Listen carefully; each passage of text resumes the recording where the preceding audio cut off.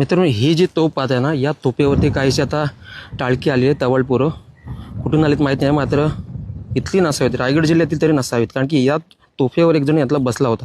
मी त्या उर्जार होतो तिथून मी पाहिलं होतं, एक जण यामधील ह्या तोफेवर बसला होता. आता आपण त्यांना जाब विचारूया नक्की. कुठून आलात तुम्ही लोक? कुठून आलात? मी पुणे. तुमच्यापैकी आता एक जण त्या बुरुजावरती तोफेवरती बसला होता.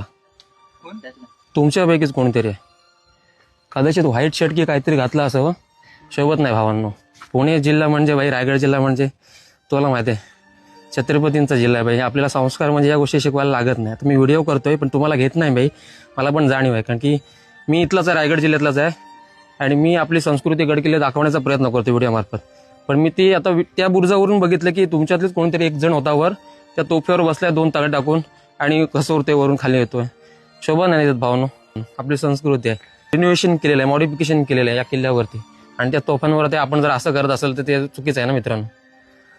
पण पुढच्या वेळी मी आज तुम्हाला ओरडत नाही काय ना भाई, तुम्ही आमचे पाहुणे आहात, प्रेमाने बोलतोय मी तुम्हाला. उलट मी तुम्हाला आमंत्रण पण देईल, 27 जून रोजी ज्येष्ठ शुद्ध त्रयोदशीला आपल्या रायगड किल्ल्यावरती महाराजांचा राज्याभिषेक होणार आहे.